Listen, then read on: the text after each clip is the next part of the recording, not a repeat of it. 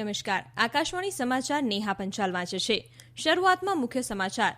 પ્રધાનમંત્રી નરેન્દ્ર મોદીએ અમદાવાદના સાબરમતી આશ્રમમાં આઝાદીના અમૃત મહોત્સવનો અને પ્રતિકાત્મક દાંડી પદયાત્રાનો આરંભ કરાવ્યો.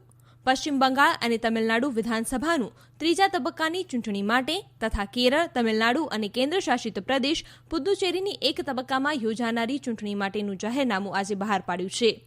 આસામ અને બંગાળ વિધાનસભાની પહેલા તબક્કાની ચૂંટણી માટે ભરાયેલા ઉમેદવારી પત્રો પાછા ખેંચવાનો આજે છેલ્લો દિવસ છે. દેશમાં અત્યાર સુધી 2,61,64,000 લોકોનું રસીકરણ કરવામાં આવ્યું છે. કવાડ નેતાઓની પ્રથમ પરિષદ આજે વર્ચ્યુઅલ રીતે યોજાશે. અમેરિકા સરકારે બધા જ પુખ્ત વયના નાગરિકોને આગામી મે મહિના સુધીમાં કોવિડની રસી આપવાનું સઘન આયોજન કર્યું છે. સમાચાર વિગતવાર. પશ્ચિમ બંગાળ અને તમિલનાડુ વિધાનસભાનું ત્રીજા તબક્કાની ચૂંટણી માટે તથા કેરળ, તમિલનાડુ અને કેન્દ્ર શાસિત પ્રદેશ પુદુચેરીની એક તબક્કામાં યોજાનારી ચૂંટણી માટેનું જાહેરનામું આજે બહાર પડ્યું છે. આસામ અને બંગાળ વિધાનસભાની પહેલા તબક્કાની ચૂંટણી માટે ભરાયેલા ઉમેદવારી પત્રો પાછા ખેંચવાનો આજે છેલ્લો દિવસ છે. તેવી જ રીતે આ બંને રાજ્યોમાં વિધાનસભાની બીજા તબક્કાની ચૂંટણી માટેના ઉમેદવારી પત્રો ભરવાનો આજે છેલ્લો દિવસ છે. આસામ વિધાનસભાની 27 માર્ચે યોજાનારી પહેલા તબક્કાની ચૂંટણીમાં 47 બેઠકો માટે, જ્યારે બંગાળમાં 30 બેઠકો માટે મતદાન થશે.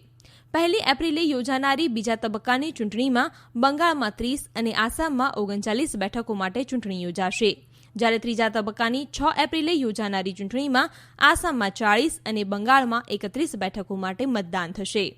ત્રીજા તબક્કાની ચૂંટણીમાં તમિલનાડુ વિધાનસભાની બધી જ 234, કેરળની 140 અને પુદુચેરીની 30 બેઠકો માટે મતદાન થશે. દેશમાં અત્યાર સુધી 2,61,64,000 લોકોનું રસીકરણ કરવામાં આવ્યું છે. આરોગ્ય મંત્રાલયે જણાવ્યું છે કે છેલ્લા 24 કલાકમાં 4,80,740 લોકોએ કોરોનાની રસી લીધી છે. દરમિયાન દેશમાં સાજા થવાનો દર 96.85% થયો છે. છેલ્લા 24 કલાકમાં 15,000થી વધુ દર્દીઓ કોરોનાને માત આપીને સાજા થયા છે. મંત્રાલયે જણાવ્યું છે કે અત્યાર સુધી 1,09,53,000થી વધુ લોકો સારવાર લઈને સ્વસ્થ થઈ ચૂક્યા છે. હાલ દેશમાં 1,97,237 એક્ટિવ કેસો છે. છેલ્લા 24 કલાક દરમિયાન 23,285 કોરોનાના નવા કેસો નોંધાયા છે. ગઈકાલે 117 દર્દીઓના કોરોનાના કારણે મૃત્યુ થયા છે. કોરોનાના કારણે કુલ મૃત્યુઆંક 1,58,000થી વધુ થયો છે. છેલ્લા 24 કલાકમાં વિવિધ લેબોરેટરીમાં 7,40,000થી વધુ કોરોનાના પરીક્ષણો કરાયા છે. અત્યાર સુધી 22,49,00,000થી વધુ કોરોનાના નમૂનાના પરીક્ષણો કરાઈ ચૂક્યા છે. કવાડ નેતાઓની પ્રથમ પરિષદ આજે વર્ચ્યુઅલ રીતે યોજાશે. પ્રધાનમંત્રી નરેન્દ્ર મોદી, ઓસ્ટ્રેલિયાના પ્રધાનમંત્રી સ્કોટ મોરિસન, જાપાનના પ્રધાનમંત્રી યોશિહિદ સુગા અને અમેરિકાના રાષ્ટ્રપતિ બિડેન આ ચતુર્ભુજ ફ્રેમવર્કની પ્રથમ પરિષદમાં ભાગ લેશે.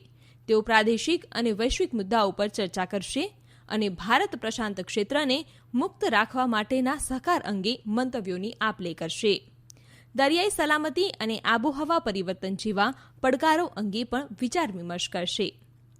આ ઉપરાંત કોવિડ રોગચાળા સામે લડવાના પ્રયાસો પર પણ ચર્ચા કરશે તથા ભારત પ્રશાંત ક્ષેત્રમાં સલામત અને પોસાય તેવી રસી પૂરી પાડવા માટે સહયોગ જેવી બાબતો આવરી લેશે.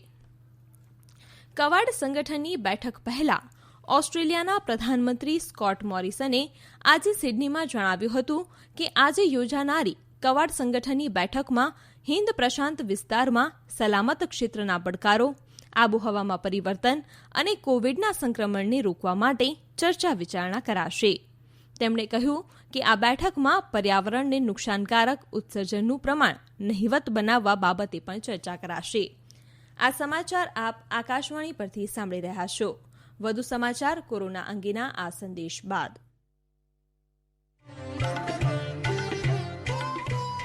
કોવિડથી બચવાના મહત્વપૂર્ણ 3 ઉપાય: માસ્ક પહેરો, 2 ગજનું સલામત અંતર જાળવો અને હાથ સાફ રાખો. સંદેશ બાદ વધુ સમાચાર. અમેરિકા સરકારે આગામી 1 મે સુધી ચોક્કસ પાત્રતા ધરાવતા બધા જ પુખ્ત વયના નાગરિકોને કોવિડની રસી આપીને આગામી જુલાઈ સુધીમાં અમેરિકાને લગભગ સામાન્ય સ્થિતિમાં લઈ જવાનો નિર્ધાર વ્યક્ત કર્યો છે. રાષ્ટ્રપ્રમુખ જો બાઇડને આજે વ્હાઇટ હાઉસમાં સંબોધન કરતા જણાવ્યું હતું કે બધા જ રાજ્યોને રસીકરણની પ્રક્રિયા ઝડપી બનાવવા સૂચના આપવામાં આવી છે. તેમણે તબીબી વિદ્યાશાખાના વિદ્યાર્થીઓ સહિત કોવિડની રસી આપવા માટે તાલીમ અપાયેલા 4,000 લોકોને રસીકરણ પ્રક્રિયામાં ગોઠવવાની જાહેરાત કરી હતી. તેમણે કહ્યું કે વધુ 950 આરોગ્ય કેન્દ્રમાં અને દવાનું છૂટક વેચાણ કરતા 20,000 વેચાણ કરનારાઓને રસીના વધારાના ડોઝ અપાશે, જેથી નાગરિકો પોતાના ઘર નજીકથી કોવિડની રસી મેળવી શકશે.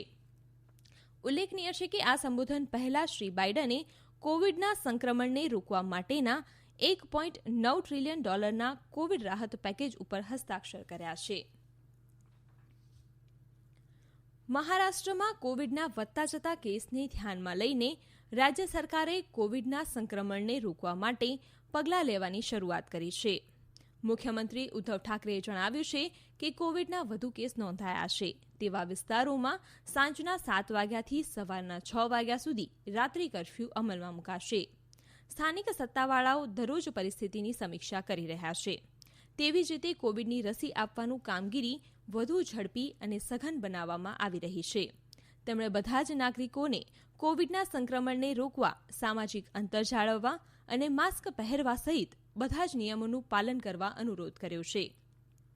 ઉલ્લેખનીય છે કે મહારાષ્ટ્રમાં સૌથી વધુ 18,474 કેસ પુણેમાં નોંધાયા છે. 17 રાજ્યોએ એક રાષ્ટ્ર અને એક રાશન કાર્ડ વ્યવસ્થાનો આરંભ કર્યો છે, જેમાં ઉત્તરાખંડે આ વ્યવસ્થા પ્રણાલી પૂર્ણ કરવા માટેનું અદ્યતન રાજ્ય બન્યું છે. જે રાજ્યોએ આ વ્યવસ્થાનો અમલ લાગુ કર્યો છે તે રાજ્યોને જીડીપીના 0.25% વધારે ઋણની સુવિધા પ્રાપ્ત થશે. કેન્દ્ર સરકારે એક રાષ્ટ્ર એક રાશન કાર્ડની અમલવારી કરતા 17 રાજ્યો માટે 37,600 કરોડ રૂપિયાનો વધુ ઋણ પ્રાપ્ત કરવાની પરવાનગી આપી દીધી છે. એક રાષ્ટ્ર એક રાશન કાર્ડ વ્યવસ્થામાં રાષ્ટ્રીય ખાદ્ય સુરક્ષા અધિનિયમ અને અન્ય કલ્યાણકારી યોજનાઓ અંતર્ગત લાભાર્થીઓને વ્યાજબી ભાવની દુકાનો પરથી સસ્તા દરે રાશન મળશે.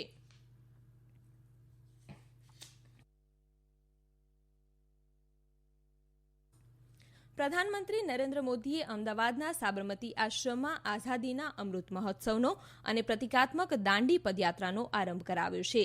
તેમણે શ્યામજી કૃષ્ણ વર્માને યાદ કરીને આ મુજબ જણાવ્યું હતું.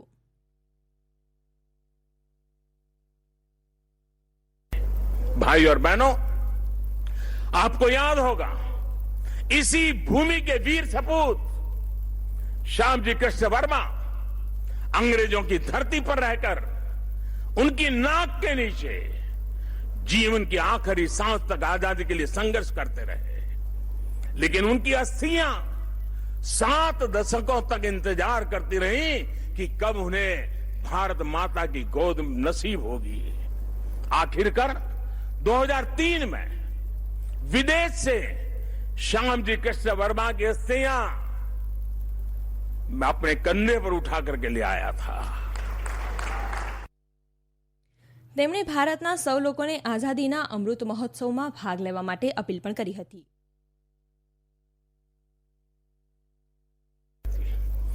जन भागीदारी, जन सामान्य को जोड़ना.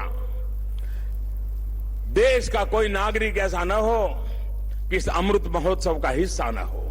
अब जैसे मान लीजिए हम छोटा सा एक उदाहरण दें. अब सभी स्कूल कॉलेज आजादी से जुड़ी हुई 75 घटनाओं का संकलन करें. हर स्कूल तय करे कि हमारी स्कूल आजादी के 75 घटनाओं का संकलन करेगी.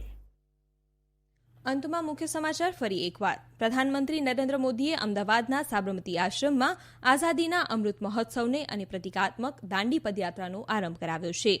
પશ્ચિમ બંગાળ અને તમિલનાડુ વિધાનસભાનું 3જા તબક્કાની ચૂંટણી માટે તથા કેરળ, તમિલનાડુ અને કેન્દ્રશાસિત પ્રદેશ પુદુચેરીની એક તબક્કામાં યોજાનારી ચૂંટણી માટેનું જાહેરનામું આજે બહાર પાડ્યું છે.